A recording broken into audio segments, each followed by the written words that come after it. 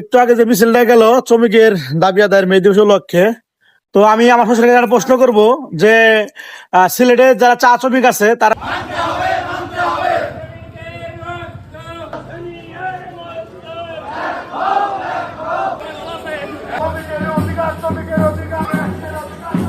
একটু আগে যে মিছিলটা গেল শ্রমিকের দাবি আদায়ের মে দিবস উপলক্ষে, তো আমি আমার শ্বশুরকে একটা প্রশ্ন করব যে সিলেটে যারা চা শ্রমিক আছে তারা সারাদিন কাজ করবে 187 টাকা। তাদের পরিবারে বাচ্চা আছে, ফ্যামিলি আছে, আসলে তারা কি এই 187 টাকা দিয়ে তাদের পরিবার চলে? আজও কি মে দিবস উপলক্ষে শ্রমিকের দাবি আদায় হয়েছে? না, জীবন আদায় হয় না, হবে না আমার বিশ্বাস। তারপরে তারা খুব কষ্টে চলে, খুব বিপদে আছে। এরকম অনেকদিন ধরে তারা মিছিল করতেছে, মিটিং করতেছে, কিন্তু তারা আজ পর্যন্ত এগিয়ে পারে নাই, বা আমার মনে হয় পারবো না। তার মানে আমার আর আপনার একই মতামত যে আজ পর্যন্ত মে দিবস সফল হয় নাই।